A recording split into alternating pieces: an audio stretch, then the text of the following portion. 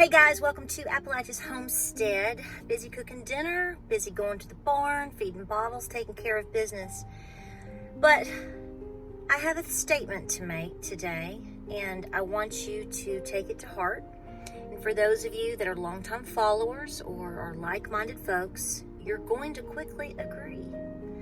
So this video is not necessarily for you. This is for new subs, this is for young people, this is for new people. And I want you to know that you're not going to be understood. So I've already filmed a video for today, have another one in the hopper, edited, put it up, got one for tomorrow, doing all the things that I'm doing, and I can't get this off of my mind. It disturbed me and it bothered me, and so I want to address it because I think this is something that is on everyone's mind. Well, okay, not everyone, but it's on our mind. It's always on our mind. It's been on our mind for several years. And it's it goes back to why we do the things that we do. So you're not going to be understood. Make that your forever mental thesis statement for yourself going on from this moment forth. I've already come to this conclusion. That's why you see me be a little bit more forthright in terms of talking about heritage and history and family things and whatnot, because I finally came to the conclusion that I'm not going to be understood, and it by everyone. And does that really matter? The answer is no. And you have to fundamentally do what's best for you. So always know that going forward. But here's what I'm getting at. So I made a statement today about, I didn't write it, it's a meme, and it's basically saying that you should question everything. And what I mean by that is everything. You have to question everything. The times in history in which we didn't as an individual, or when individuals that did were dismissed, and when we as a people did not question, a lot of times bad things happened, atrocities happened. And those that raised their hand, or those that said, or I don't know, or what if, or what about, somehow always got penalized or dismissed. So within that meme, I had a lot of support and comments, so I know a lot of you are there with me. But one lady said to me, she was like, what are you supposed to do? I talk to my closest, my family and my friends, and no one is listening to me. So I don't know if that meant if that's meaning her spouse, children, cousins, I don't know. And so there's a lot of play into what I'm saying. So this is not a one-size-fits-all video for everybody, because everybody's scenario is completely different. I get it, okay? But what I'm telling you is, so I went through the afternoon, here's what I'm saying, and I was talking to my Nana. My Nana is going to be 85 years old, is right at the Depression baby, okay? And basically they lived like they were in the Depression until they got into the 1950s, and they busted out on their own to be adults. And my grandparents, like many of you, I don't know if we'll ever see generations like this again. Maybe, hopefully.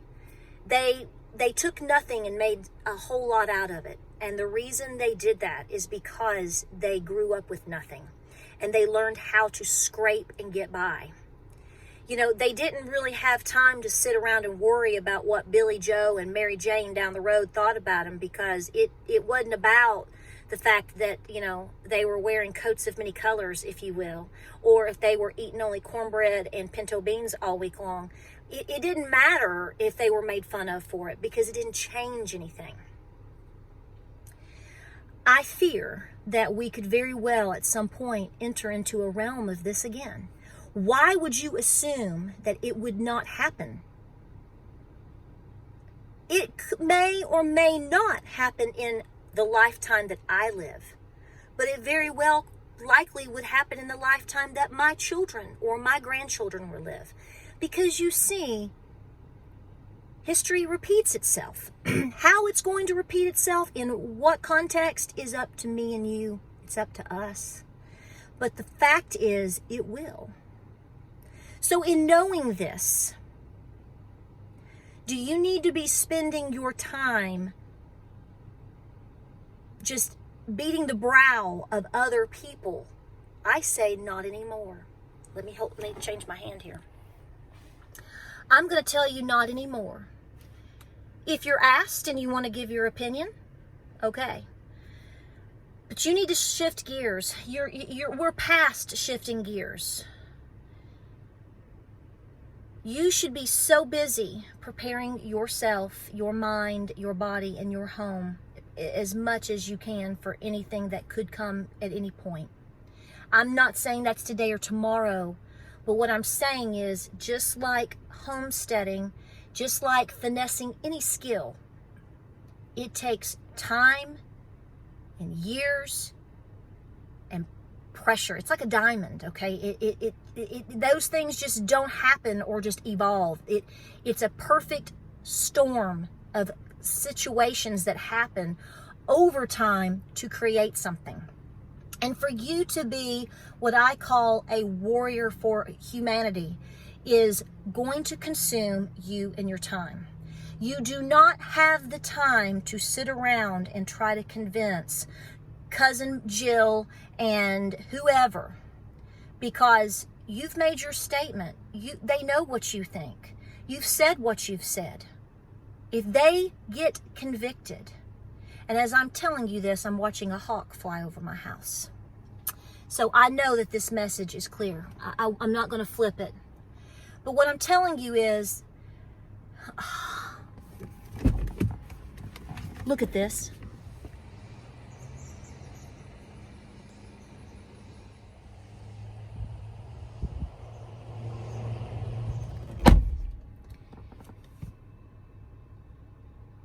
That's how I always know. I always know when I am thinking or saying something on point when that happens.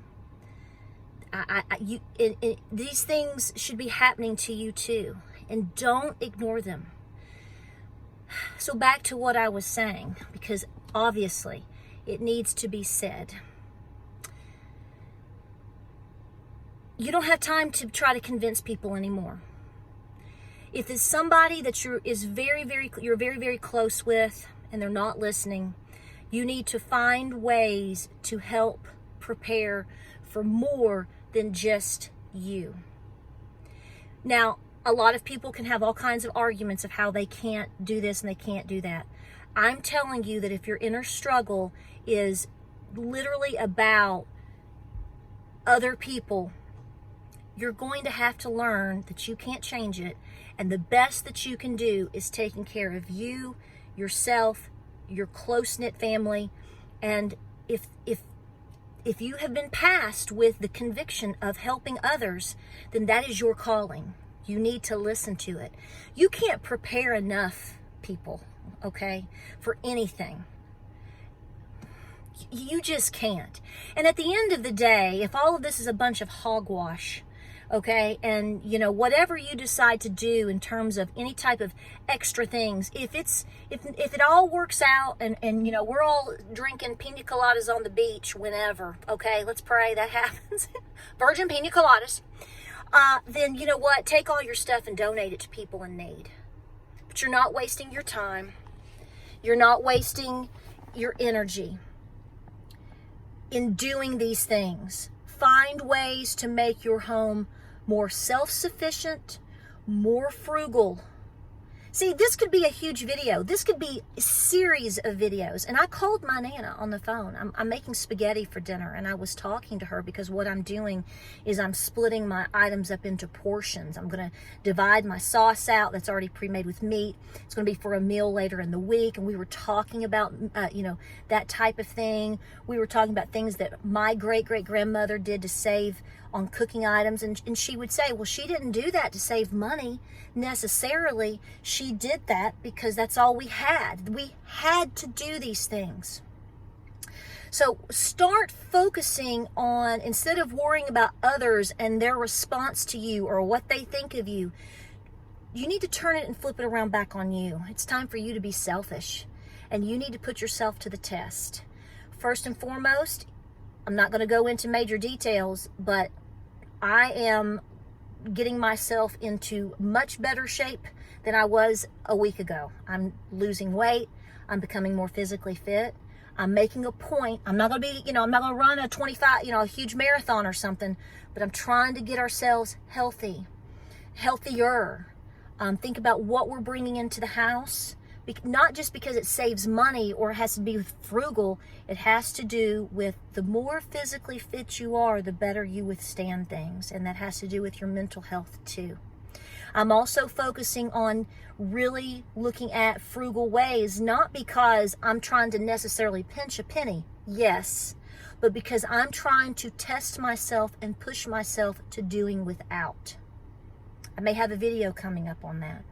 Stretching meals, not because it makes meal planning easier because I've got, X amount of people eating, but because that may be all I can do.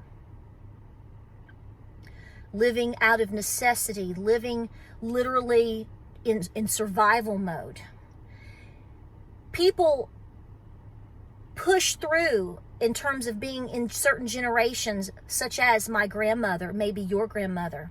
They survived wars or the Holocaust, or they survived traumatic times because they just hard people, strong people, but because they had, in a sense, may have been preconditioned to also do that. And so because of these experiences with these types of individuals, they can withstand anything. That's why we like to talk to our elders and to older generations. And that's why I try to push you to do those things. And you better get your children doing it.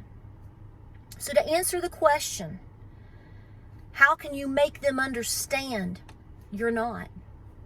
Because the fact of the matter is, folks, I'm sorry to say this to everybody, and it doesn't matter who you are, where you're from, what color you are, what your religion is or is not or whatever. If you can't look around and put 1 and 2 and 3 together and kind of see, then I don't think there could be much of a conversation at all. These have to be experiences and mindsets that change. And so we have to pray for those people. So if you do anything at all for these people, be it your friends, your family, or whatever, after you've already had your conversation or two, or however many you've had, stop it today. Pray for them. And if they bring it up in context of conversation, tell them you're praying for them.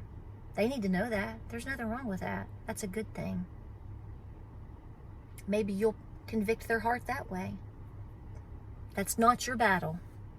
So take on the stress that you're putting on yourself about others. And I know this is hard to do and it doesn't happen overnight, but stay very, very busy with what you're doing at your home. Be home. Work on home. Do things at home. Work on your pantry. Work on your garden. Work on going to Aldi or wherever and getting extra food for your pantry. Look at seed saving. Find a skill that's important. Go to a historic site. Learn a primitive skill. Bake some bread.